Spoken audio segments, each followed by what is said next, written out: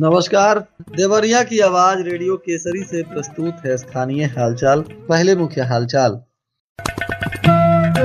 भूमि विवाद में खूनी संघर्ष, कई लोग घायल। कोर्ट से जमानत मिलने के बाद भी नहीं निकले आईपीएस अधिकारी। रामपुर चौराहे पर बैरिकेडिंग का हो रहा है विरोध। इंजीनियरिंग के छात्रों को अब टाटा मोटर्स देगा प्रशिक्षण। फास्ट फूड के चक्कर में एक किशोर ने 85 लाख रुपए का लगाया चपत। स्थानीय हालचाल के इस अंक के साथ मैं अनिकेत मिश्र। अब हालचाल विस्तार से। रामपुर कारखाना थाना क्षेत्र के भगवानपुर चौबे गांव में भूमि विवाद को लेकर खूनी संघर्ष हो गया। बताया जा रहा है कि इसमें पीड़ित राम अवतार ने पड़ोसियों पर घर में घुसकर हमला करने, परिवार के साथ मारपीट करने का आरोप लगाया। इसमें एक वीडियो भी सोशल मीडिया पर वायरल हुआ है। बताया जा रहा है कि राम अवतार के पड़ोसी छोटे लाल पुत्र भागीरथी कई दिनों से भूमि को लेकर विवाद कर रहे थे। आरोप है कि पड़ोसियों ने उनके हिस्से की जमीन पर जाने वाले रास्ते को भी अवरुद्ध कर दिया। इसी को लेकर विरोध हुआ, जिसके बाद मारपीट हो गया और खूनी संघर्ष हो गया है। इस मामले में घायलों का इलाज चल रहा है और पुलिस मामले की तफ्तीश कर रही है। गुट रचना और धोखाधड़ी के मामले में देवरिया जिला कारागार में निरुद्ध पूर्व आईपीएस अधिकारी अमिताभ ठाकुर की रिहाई फिलहाल टलती नजर आ रही है। कोर्ट से जमानत मिलने के बावजूद भी अब तक सभी आवश्यक रिहाई आदेश कारागार तक नहीं पहुंच पाया है। इसके चलते उनकी रिहाई में 3 से 4 दिन की और देरी होने की संभावना जताई गई है। इसी बीच उनकी तबीयत बिगड़ने पर उन्हें मेडिकल कॉलेज में भी भर्ती कराया गया, जहाँ चिकित्सकों की निगरानी में उनका उपचार चल रहा है। अस्पताल परिसर में सुरक्षा के कड़े इंतजाम किए गए हैं। पुलिस विभाग द्वारा 2 शिफ्ट में जवानों की ड्यूटी भी लगाई जा रही है। बताया जा रहा है कि प्रत्येक शिफ्ट में 1 दरोगा और आधा दर्जन पुलिसकर्मी तैनात रहते हैं। साथ ही मेडिकल कॉलेज प्रशासन ने भी अतिरिक्त सुरक्षा गार्ड को लगा दिया है।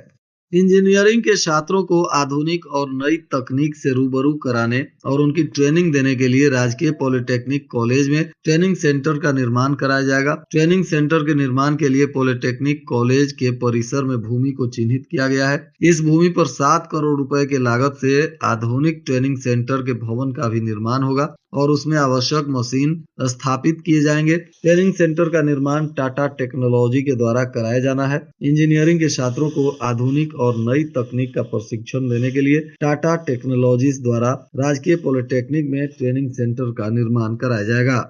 गौरी बाजार में रामपुर चौराहे पर लगी बैरिकेडिंग को लेकर विरोध हो रहा है। इस विरोध का अगला चरण देखने को भी मिल सकता है। इसमें पूर्व ब्लॉक प्रमुख मुकुल सिंह ने प्रशासन को बड़े आंदोलन की चेतावनी भी दी है। हस्ताक्षर अभियान के साथ मुकुल सिंह ने प्रशासन को कड़ा संदेश देते हुए कहा है कि 11 तारीख को बैरिकेडिंग के खिलाफ जिला प्रशासन को ज्ञापन सौंपे पूरे 15 दिन हो गए। उन्होंने चेतावनी दी कि यदि इस अवधि के भीतर बैरिकेडिंग हटाने को लेकर कोई ठोस कार्रवाई नहीं होती है तो इसके बाद 10,000 लोगों के साथ रामपुर चौराहे को पूरी तरह से जाम किया जाएगा। उन्होंने साफ कहा कि इस आंदोलन की पूरी जिम्मेदारी शासन और प्रशासन की होगी।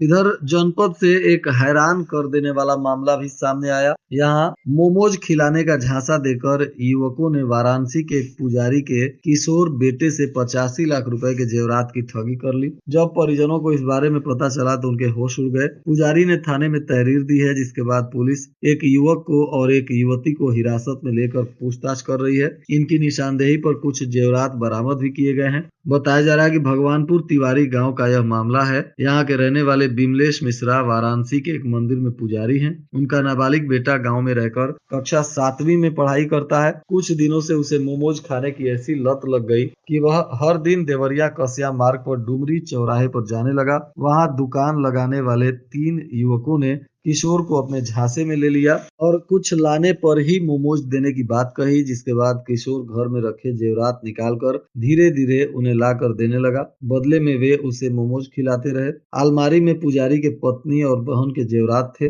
बहन जब जेवर मांगने के लिए घर आई और अलमारी खोली गई तो परिजनों के होश उड़ गए। अलमारी के लॉकर से सभी जेवर गायब थे, जिसके बाद मामले की जांच की गई, पुलिस को सूचना दी गई और अब पुलिस इस मामले में आवश्यक कानूनी कार्रवाई कर रही है।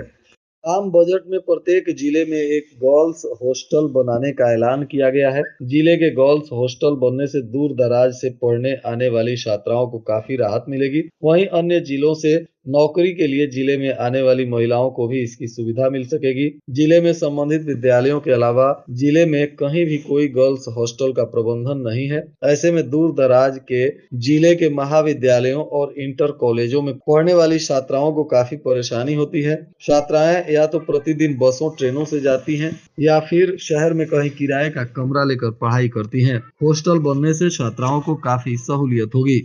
विकास खंड लार के महाल मंझरिया क्षेत्र के दर्जनों किसानों ने सपा नेता व्यास यादव के नेतृत्व में जिलाधिकारी को संबोधित एक ज्ञापन CARO देवरिया को सौंपा है। किसानों ने इस ज्ञापन के माध्यम से शीघ्र पीपा पुल के निर्माण की मांग की है। बताया जा रहा है कि सलेमपुर तहसील के महाल मंझरिया में 10,000 एकड़ से अधिक कृषि भूमि है, जहाँ किसान कृषि और पशुपालन का कार्य करते हैं। उन्हें कृषि उपकरण, ट्रैक्टर और अन्य संबंधित यंत्र ले जाने में काफी कठिनाइयों का सामना करना पड़ता है। सुबह और शाम की ठंड से बच्चों की सेहत बिगड़ रही है। वायरल इन्फेक्शन की वजह से बीमार बच्चे अस्पताल तक पहुंच रहे हैं। बताया जा रहा है कि रोग प्रतिरोधक क्षमता कम होने के कारण बुखार, सर्दी, खांसी, श्वास से पीड़ित बच्चों का इलाज तमाम अस्पतालों में देखा जा रहा है।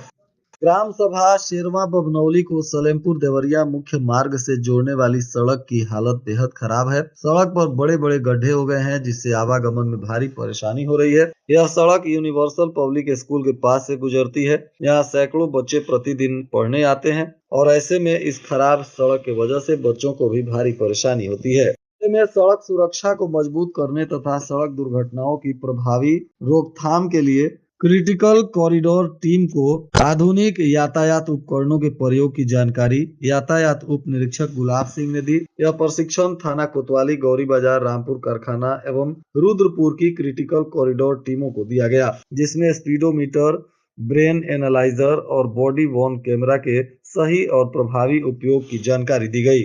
हृदय संबंधित बीमारियों को लेकर शहर के सिविल लाइंस रोड स्थित एक रेस्टोरेंट में सेमिनार का आयोजन किया गया। इसमें हृदय संबंधित बीमारियों से बचने के लिए संयमित खान पान और नियमित दिनचर्या पर जोर दिया गया। BHU के वरिष्ठ हृदय रोग विशेषज्ञ डॉक्टर धनंजय मिश्रा ने कहा कि हृदय महत्वपूर्ण अंग है। हृदय, फेफड़े और रक्त वाहिकाएं गतिविधि के दौरान ऑक्सीजन की आपूर्ति करती हैं। सरल जीवन शैली, रोजाना चलने, संयमित भोजन, अच्छी नींद लेने और तनाव से बचने से इन बीमारियों से बचा जा सकता है।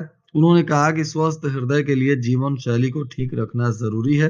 मजबूत हृदय के लिए बेहतर सहन शक्ति, ऊर्जा और वजन नियंत्रण, मधुमेह, उच्च रक्तचाप का कम जोखिम, बेहतर मनोदशा इत्यादि पर विशेष ध्यान देने की आवश्यकता है। और आज के मौसम का तापमान देवरिया में न्यूनतम 11 डिग्री सेल्सियस और अधिकतम 23 डिग्री सेल्सियस रहने की संभावना है। अंत में मुख्य हालचाल एक बार फिर।